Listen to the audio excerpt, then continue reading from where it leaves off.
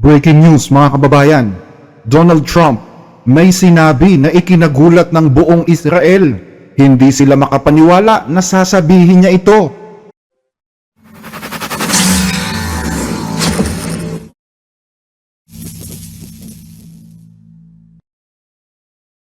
Ngayon ay June 18, 2026. Matapos ang ilang buwang pag-atake, paggamit ng mga missiles at mga drones, isang pambihirang hakbang ang ginawa ngayong araw ng Iran at Estados Unidos na siyang magpapahupa ng tensyon sa gitnang silangan. Opisyal na kasing pinirmahan ng dalawang bansa ang 14 points agreement na nakasaad sa Memorandum of Agreement. Nilagdaan ito ni Pangulong Donald Trump at Iranian President Masoud Pezeshkian sa harap mismo ni French President Emmanuel Macron sa Versailles Palace sa France. Hindi madali ito. Sasabihin ko lang sa inyo. Maliban dito, nagkaroon din ng digital na pirmahan ng dokumento sa pagitan ni US Vice President J.D. Vance at Iranian Parliament Speaker Mohammad Bagher Ghalibaf. Layunin ng kasunduang ito na tapusin na ang gera, buksan ang mahahalagang rutang pangkalakalan sa dagat at muling buhayin ang ekonomiya ng Iran. Nakasaad din dito na nangangako ang dalawang panig na hindi na magsisimula ng anumang military operation laban sa isa't isa o kahit pagbabanta na gamit ang puwersa. Laman din ito ang probisyon na tila salungat sa gustong mangyari ng Israel na siyang katuwang ng Amerika sa digmaan nang magsimula ito. Nakalagay kasi sa kasunduan na igagalang ng Amerika ang soberanya at teritoryo ng Lebanon kontra sa pag-ataking ginagawa ngayon ng Israel. Nangako din ang US na hindi na pakikialaman ang anumang internal affairs ng Iran, yamang noong una pa ay inaakusahan silang nakikialam na sa panloob na usapin ng Iran. Matapos ang pirmahan ay magkakaroon din ng 60 days period para pag-usapan naman ang mas komprehensibong detalye ng mga pinagkasunduan. Ang Iran-US Memorandum of Understanding ay opisyal na kompleto na at na-finalize na ngayon dahil sa pagpirma ng magkabilang panig. Pero sa ngayon, ang pinirmahan nila ay yung Persian text at sa palagay ko mahalaga yon at hindi dapat makaligtaan. Parehong-pareho naman ang laman ng text na yon sa English text. Kaya sa loob lang 60 days, hindi dapat dagdagan ng dalawang magkabilang panig ang military presence nila sa region. Dahil para sa amin, pag nangyari yon, ipapalagay namin na pagsira sa usapan yon. Kung sisira sila, sisira din kami. Ganti-ganti lang. Obligasyon sa obligasyon. Hindi namin tutuparin yung sa amin kung iiwasan nila yung kanila. Ipinakita ko na sa inyo yung halimbawa niyan. Kung hindi nila aalisin yung kanilang naval blockade, hindi rin namin gagawin yung part namin sa reopening ng Strait of Hormuz. Kaya walang kapalit. Aantabayanan namin ng mabuti yung kanilang mga pangako para makita kung ibibigay nila nga yan. Tutuparin namin yung aming obligasyon kung tutuparin din nila yung kanila. Ganun lang yon. Ganitong-ganito din ang sinabi ni Pangulong Trump na kung hindi tutupad ang Iran, muli na naman daw nilang bobombahin ng matindi ang Iran. Sabi ko, tignan mo, kung hindi ninyo susundin ang kasunduan, ayoko mang gawin, pero bobombahin namin kayo ng matindi. At sa tingin ko, hindi naman nila sisirain yung usapan. So ano pa bang magagawa ko? Sa susunod na buwan, nakatakdang alisin ng Amerika ang blockade sa Iran at kasabay niyan ay ibabalik na rin sa dating dami ang mga puwersa ng Amerika sa gitlang silangan gaya ng bago magsimula ang digmaan. Sa madaling salita, babawasan na ang mga puwersang Amerikano sa Middle East. At tungkol naman sa pagbubukas ng Strait of Hormuz na napaka-importante ding bahagi ng kasunduan, nangako ang Iran na hindi ito maniningil ng anumang bayad sa mga commercial ships na dadaan dito sa ngayon. Ibig sabihin, sa loob ng 60 days ay hindi maniningil ng anumang bayad ang Iran sa mga dadaang barko.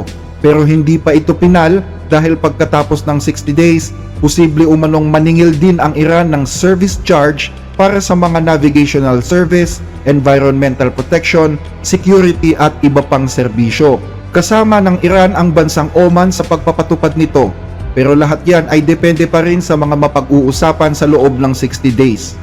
Gayunman, nagsisimula na ring umandar ng malaya ang mga barko sa Hormuz. Inaasahan na magiging ganap na bukas ito sa darating na Biyernes. Pero hindi pa rin nawawala ang takot ng mga kumpanya ng barko dahil naman sa mga minang pampasabog na ikinalat ng Iran sa dagat noong kasagsagan ng digmaan. Sa katunayan, ayon sa ship tracking data, 7 barko lang ang dumaan ngayong araw sa Strait of Hormuz. Meron pa umanong 500 barko ang nananatiling naka-stock lang ngayon. Karamihan sa kanila ay nakahinto sa Saudi Arabia, Iraq at UAE. Posible umano na ang ilan sa mga barko ay naglayag na pero pinatay nila ang engine para huwag ma-detect ang kanilang pagdaan at hindi makita sa ship tracking data. Handa naman ang United Kingdom at ilang mga kasapi ng G7 na magpadala ng mga barko at eroplanong pandigma sa Hormuz para itaguyod ang malayang paglalayag sa dagat na ito. Ayon pa sa report, meron na ring 3 Iranian tanker na naglalaman ng 5 milyong bariles ng langis ang malaya ng nakadaan para magdala ng langis sa mga pantalan ng Iran.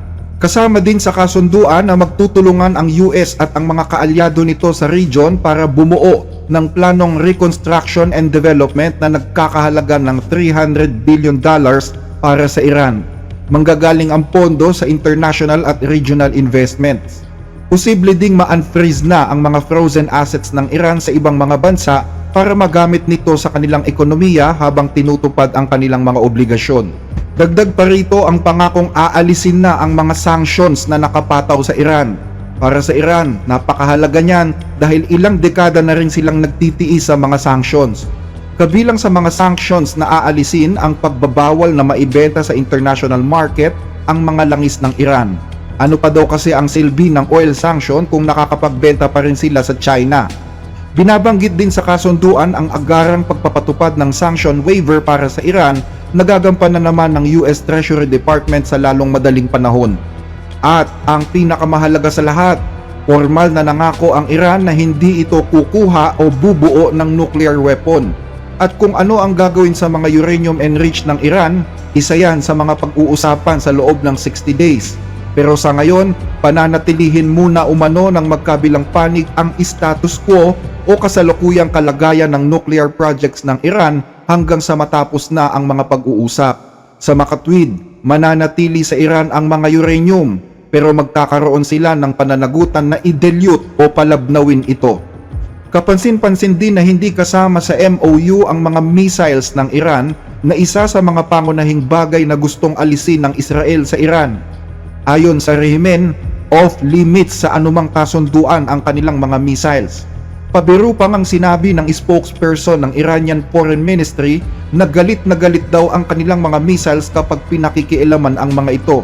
Ibig sabihin, hindi nila isusuko ang kanilang military strength sa anumang kasunduan, lalo na ang mga missile arsenal na isa sa mga pinakamalalakas nilang deterrent laban sa Israel at sa US. Yan umano ang dahilan kung bakit sinabi ni Trump na unfair para sa Iran kung aalisin ang kanilang mga ballistic missiles. Sa press conference ay sinabi ninyo na wala kayong pakialam kahit may ballistic missiles ang Iran. Pwede po bang pakipaliwanag ninyo? Gusto lang namin kayong maintindihan. Hindi. Ang gusto kong sabihin kung yung ibang bansa merong ganun, medyo unfair naman yata sa kanila na hindi magkaroon nun. Hindi ballistic missile ang pinag-uusapan natin Ang pinag-uusapan natin ay nuclear.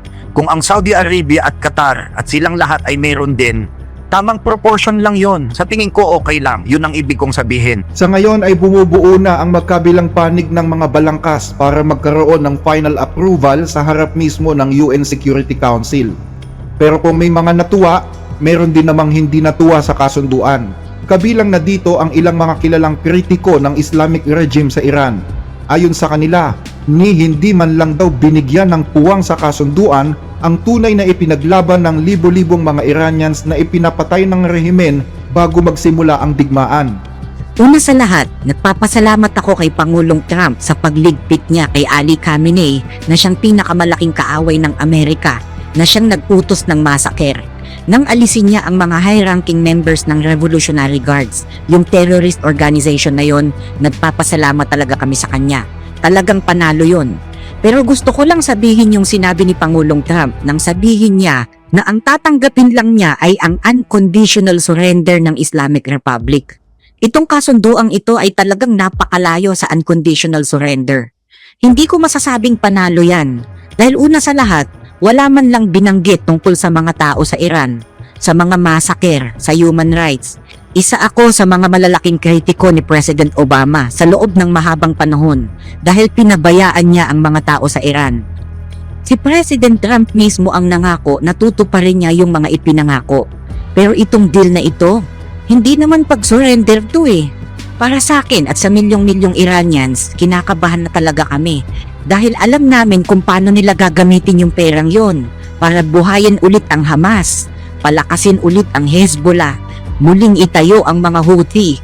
At nandito ako para iparinig ang boses ng mga taong mas mabuting kaalyado ng mga Amerikano, ang mga tao sa Iran. Hindi namin naisip na magbabago ng asal itong gobyernong ito. Alam mo, nung iwan ni President Biden ang Afghanistan, ako mismo yung nagsabi na bakit parang pinilitan lang din ni Biden ang Taliban ng Taliban din pagkatapos gastusin yung napakaraming pera ng mga Amerikano. Sa palagay ko pareho lang din ngayon eh. Pinilitan ni Pangulong Trump ang Islamic Republic ng Islamic Republic din. Hindi naman nagsawalang kibo si Pangulong Trump at binatikos niya rin ang kanyang mga kritiko na nagsasabing naging malambot siya sa Iran. Ayon kay Trump, nagtapos ang digmaan, nabuksan ang Strait of Hormuz, tumaas ang stock market, bumaba ang presyo ng langis. Yan daw ang mga palatandaan na nagtagumpay siya sa gerang ito. Sa araw na ito as of June 18, muli na namang bumaba ang presyo ng langis sa merkado sa $77.80 kada bariles. Mula yan sa presyo kahapon na $80. Nanawagan naman ang ilang mga opisyal ng US sa buong mundo na mag-restock na ng sobrang langis at punuin ang kanilang mga imbakan para kung sakaling magloko na naman ang Iran at mauwi sa bombahan ang lahat, ay may sapat na langis na ang lahat ng mga bansa. At tungkol naman kay Israeli Prime Minister Benjamin Netanyahu, sinabi ni Trump na dapat na itong matuwa sa ginawang kasunduan dahil at least hindi na sila bobombahin ng nuclear weapon. Marami din ang nagsasabi na matinding panglalait ang mga sinabi ni Trump kay Netanyahu sa speech na ginawa nito sa summit ng G7. Pero napakaganda ng partnership niya. At kung sasabihin niya na kami ang pinakamalaking kapartner at sila yung pinakamaliit na partner, totoo naman yun. Kung hindi nangyari yun, burado na sana ang Israel ngayon. At in fairness naman kay Bibi Netanyahu, mabuting tao naman siya. Medyo nadadala lang minsan ng emosyon. Pero napakabait na tao niyan. Nagkaroon kami ng napakagandang samahan. Naging mahusay din siyang punong ministro. Meron lang kaming konting hindi pagkakasanduan tungkol sa Lebanon. Sabi ko sa kanya, pwede namang banayad lang yung gawin mo, Bibi. Hindi mo kailangang pabagsakin yung mga building sa tuwing may papasok na taga-Hezbollah doon. Kaya nagpunta siya dito sa bansa at nakiusap kay Barack Hussein Obama, yung dating presidente, na kung pwede daw, wag nang ituloy yung JCPOA. Sabi pa nga niya, baka yun na ang maging katapusan ng Israel. At pwede talagang mangyari yun kung hindi ako dumating. Hindi kasi siya pinagbigyan ni Obama eh. Pumunta pa nga si Bibi sa Kongreso dati at nakiusap sa kanila doon. Pero wala siyang napala at natuloy nga yung terribling kasunduan na yon. Hindi maganda yon para sa Israel. Napakasama para sa Israel noon. Naging mabuting kapartner sila. Pero again, sa tingin ko ay may mas maayos pa sa kaya nilang gawin pagdating sa Hezbollah. Wala akong sinasabi na hindi nila dapat protektahan yung sarili nila. Ang sinasabi ko lang, kapag 2 drone lang naman yung pinadala sa disyerto at wala namang nasaktan, hindi mo kailangang magpabagsak ng building sa Beirut. Mahal ko sila bilang partner, mahusay sila. Pero may mas maganda pa silang magagawang paraan para sa Hezbollah. Isipin nyo kung anong makukuha ng Israel dito ha. Hindi na sila bobombahin ng nuklear. Ganon kadali yun. Sabi ko kay Bibi, ang pinakamatinding panganib sa inyo ay ang paghulog nila ng nuclear weapon sa gitna ng Israel. Isa lang ang kakailanganin nila, mabubura na ang Israel sa mapa. Sipin mo yan, Bibi. Napasayo ang pinaka-the best, ang pinakamahalagang bagay na hinihingi mo. Kung wala ang Estados Unidos, walang Israel. Kung wala ako, walang Israel. Dahil walang ibang presidente na handang gawin ang ginawa ko. Maganda ang samahan namin ni Bibi. Pero ngayon, kailangan ni Bibi na mas maging responsable pagdating sa Lebanon. Dagdag pa rito, nanawagan din si Pangulong Donald Trump sa bansang Syria na sila naman daw ang pumalit sa posisyon ng Israel sa pakikipaglaban sa Hezbollah dahil masyado na umanong matagal ang pakikipaglaban ng Israel. At posible umano na baka mas maganda pa ang magawa ng Syria kaysa sa kayang gawin ng Israel. Ang Israel napakatagal nang nakikipaglaban sa mga Hezbollah at napakarami na ring taong namatay. At hindi mo kailangang pabagsakin ang isang apartment house sa tuwing may hinahanap ka. Kasi maraming tao sa apartment house na yon na hindi naman Hezbollah. Yan ang masasabi ko. At ang suggestion ko sa Israel, hayaan na ang Syria sa Hezbollah. Sa totoo lang, sa palagay ko nga, mas maganda pa yung magagawa nila eh. 2 oras bago yung pirmahan sa kasunduan, merong pag-ataking naganap sa Lebanon, sa Beirut. Parang sa Timog ata. Alam nyo, hindi ko nagustuhan yun. Gusto kong malaman nila yan. Ayoko nun. Ayoko talaga. Pero sa palagay ko, ang Syria, napakahusay niya. Dahil naiangat talaga niya agad yung kanyang bansa. Napakahusay niya. At napakagaling niya para sa akin. Pinoprotektahan niya lahat ng sinabi ko sa kanya. Kaya kung hindi magagawa ng Israel ang trabaho nang walang napapatay na iba, siya yung makakagawa nun. Ang Syria ang makakagawa ng trabaho. Para sa Israel, ang kasunduan ngayong araw ay isang bangungot dahil ginawa lang umano ni Trump kung ano ang pinakakinakatakutan nila. Alam nilang kumukuha lang ng sapat na panahon ang Iran pero hindi naman talaga ito tutupad sa final agreement. Yan ang report na nasagap ng Israeli Intel na wala umanong balak na tumupad sa usapan ang bagong Supreme Leader. Pero gumawa pa rin si Trump ng kasunduang magbibigay ng bilyong-bilyong pera sa Iran habang intact pa rin ang rehimen. Dahil dyan kung bakit napakalakas ng pressure ngayon kay Netanyahu, hindi lang sa US kundi mismong sa kanyang mga kapartido. Kahit ang mismong mga kaalyado ni Netanyahu ay nag-iisip ngayon na inisahan siya ng kanyang pinakamalapit at pinaka-the best na kaalyado. Para umanong sinaksak siya sa likod ayon sa isang journalist sa Israel. Marami tuloy ang nakaalala sa sinabi ng dating Secretary of the State ng US na si Henry Kissinger. Ayon kay Kissinger, delikadong maging kaaway ng Amerika, pero nakakamatay din ang maging kaibigan ng Amerika. Samantala sa Lebanon naman, ayon sa ilang mga opisyales ng Hezbollah doon, umaasa sila na mababahaginan sila ng perang makukuha ng Iran sa oras na ma-unfreeze ang mga assets nito. Yamang iyon ang ipinangako ng Iran sa una pa lang na susuportahan sila. Naniniwala din ang Hezbollah na ang pagkapanalo ng Iran sa negosasyon ang magtutulak sa Israel para umalis na sila ng tuluyan sa Lebanon. Pero sa kabila ng mga panawagan ng US na ihinto na ang kaguluhan sa Lebanon, nananatili pa ring matatag ang paninindigan ng Israel na hindi sila aalis sa bansang ito. Ayon mismo yan sa isang senior official na malapit kay Prime Minister Benjamin Netanyahu.